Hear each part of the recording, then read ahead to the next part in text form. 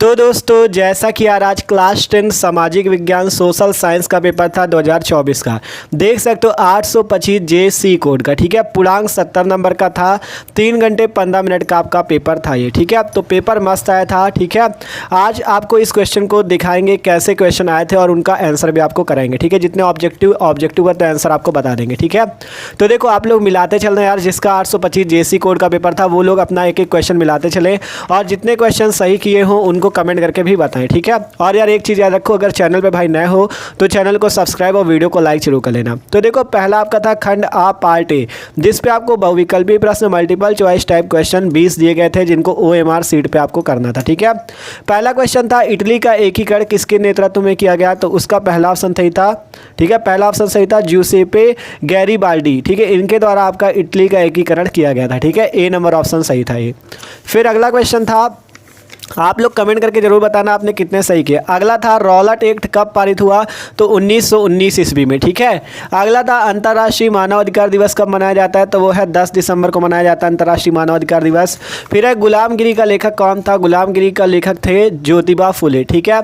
फिर है सामुदायिक सरकार से क्या तात्पर्य है, जब पूरा समाज मिलकर शासन का संचालन करता हो तो उसे सामुदायिक सरकार समझते हैं, ठीक है। ये आपका A नंबर ऑप्शन सही था, ठीक है। इसी टाइप से इंग्लिश पे यहाँ पे दिया गया था। 5 क्वेश्चन ये हो गया। अगला क्वेश्चन देखो, अगला क्वेश्चन था निम्नलिखित में से कौन सा शासन का अंग नहीं है, वो है नगर पालिका। ये शासन का अंग नहीं है, जबकि कार्यपालिका, न्यायपालिका और विधायिका ये शासन के अंग है, ठीक है। तो इसमें B नंबर ऑप्शन सही था।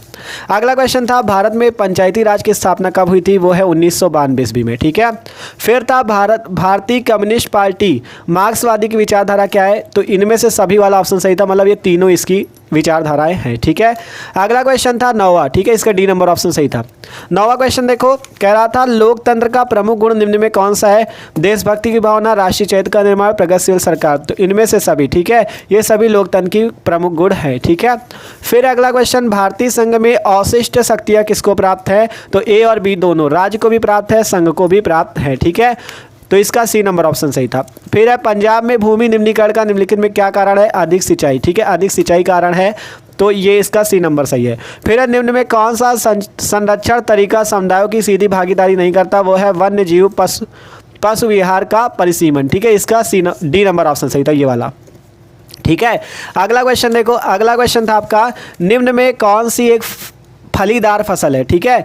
तो कह रहा था निम्न में कौन सी एक फलीदार फसल है, तो इसमें जो आपका कौन सी हो जाएगी फलीदार फसल, ठीक है। कौन सी फलीदार फसल है, तो हमारे हिसाब से तो ऑप्शन A सही होना चाहिए, दालें, ठीक है। जितनी अरहर की दाल, मसूर की दाल, ये सारी क्या होती हैं, फलीदार फसल होती है। तो आप लोग कमेंट करके बताना, इसमें थोड़ा कंफ्यूज था कि मोटे अनाज है या दालें।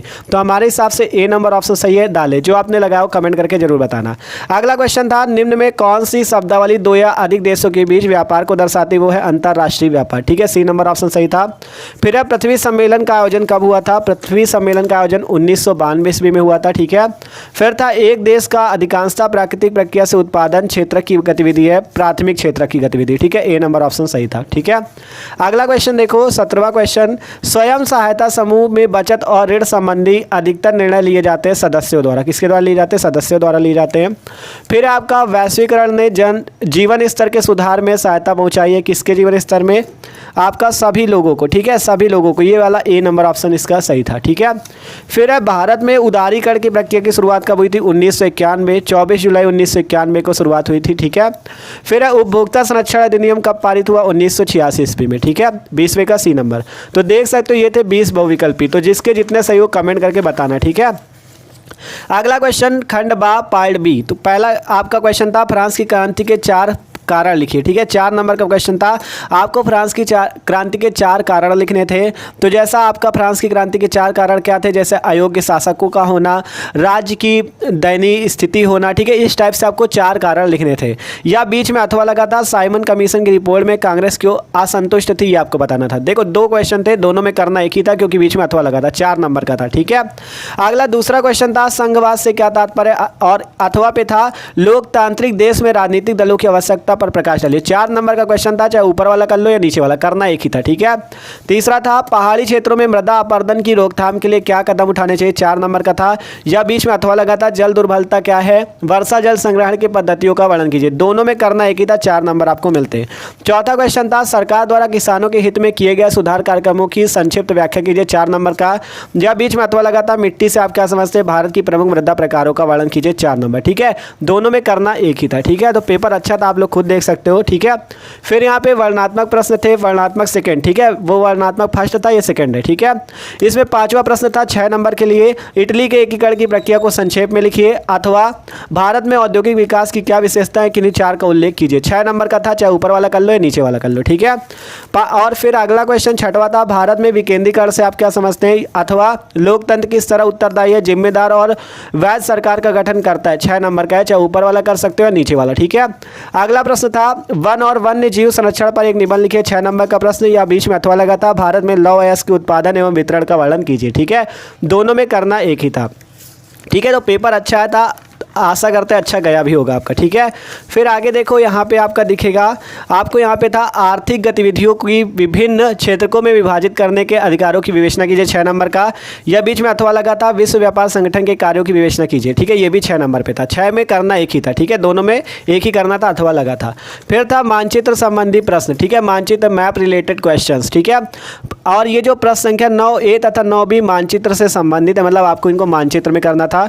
9वें का ए देख लो, कह रहा निम्नलिखित स्थानों को भारत के दिए गए रेखा मानचित्र, आपको एक भारत का नक्शा दिया जाता है, उसमें आपको इस चिन्ह द्वारा नाम सहित दर्शाइए, सही नाम तथा अंकन के लिए 1/2 1/2 अंक निर्धारित है। पहला था वह स्थान जहां असहयोग आंदोलन का कार्यक्रम स्वीकार किया गया, उस स्थान का आपको नाम बताना था और उसको भारत का जो नक्शा था उसमें इस चिन्ह द्वारा दर्शाना था। फिर था वह स्थान जहां चंद्रशेखर आजाद शहीद हुए थे, वो बताना था और उसको भारत के नक्शे में दर्शाना था। फिर था वह स्थान जहाँ 1929 में कांग्रेस का अधिवेशन हुआ, इन सब के लिए आपको 1-1 नंबर मिलते हैं, ठीक है। वह स्थान जहाँ गांधी जी ने किसान सत्याग्रह का बिहार में नेतृत्व किया था, ये था।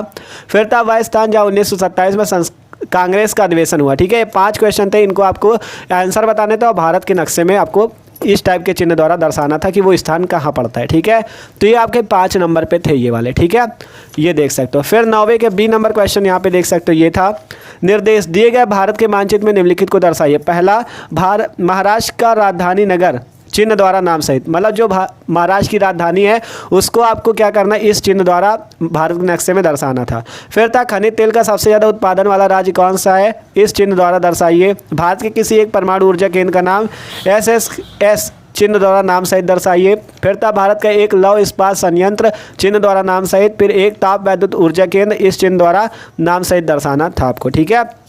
तो ये थे 9वें का ए और बी नंबर, ठीक है। तो देख सकते हो इस टाइप के क्वेश्चन आपके आए थे। फिर आपका यहाँ पे ये नीचे आपका जो दिया गया था केवल दृष्टिबाधित परीक्षार्थियों के लिए, मतलब जो दृष्टिबाधित परीक्षार्थी हैं वो क्या कर सकते थे, इनके आंसर क्या कर सकते थे, प्रश्नों के उत्तर अपनी उत्तर पुस्तिका में ही लिख सकते थे, मानचित्र का प्रयोग ना कीजिए, ठीक है। जो दृष्टिबाधित थे उनके ही लिए था ये। तो देख सकते हो उनके लिए भी सेम प्रश्न थे, बस इनके उत्तर आपको कॉपी पे करने थे, ठीक है, मानचित्र में नहीं करने थे, केवल ये दृष्टिबाधित छात्रों के लिए था, ठीक है। क्वेश्चन वही है, देख सकते हो, ठीक है, क्वेश्चन सारे वही थे आपके, देखो यहाँ पे, ठीक है, ये देख सकते हो। 9वें के बी पे भी आपके वही चीज़ थे, महाराष्ट्र की राजधानी नगर का नाम लिखिए, ठीक है। तो सेम क्वेश्चन थे, केवल ये दृष्टिबाधित छात्रों के लिए थे और जो दृष्टिबाधित नहीं है उनको मैप पे करना था, ठीक है, भारत के मैप पे। तो ये था यार पेपर आपका, जो आपका सामाजिक विज्ञान सोशल साइंस का पेपर था 825 JC कोड का। तो आशा करते हैं पेपर सबका अच्छा गया होगा। तो अच्छा गया हो यार तो कमेंट करके जरूर बताना कितने क्वेश्चन आपने किए, ठीक है, सब कुछ बताना जरूर। तो okay, thanks for watching this video, channel को सब्सक्राइब कर लो।